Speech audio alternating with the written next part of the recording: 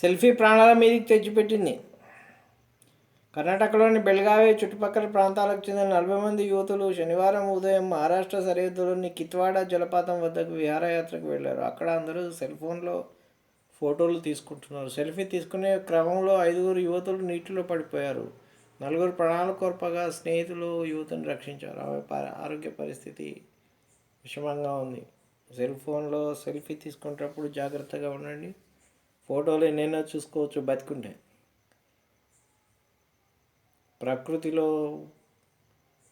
కొండ శిఖరాల మీద కావాలంటే మార్ఫింగ్ చేసి మనం అక్కడ కూర్చున్నట్టు అద్భుతమైనటువంటి ఫోటోలు మనం క్రియేట్ చేసుకోవచ్చు. కానీ ఆ కొండ శిఖరం పైనుంచి కింద పడి సస్తే ప్రాణం పోతుంది, మిగిలిన వాళ్ళకి జీవితాంతం రోదన.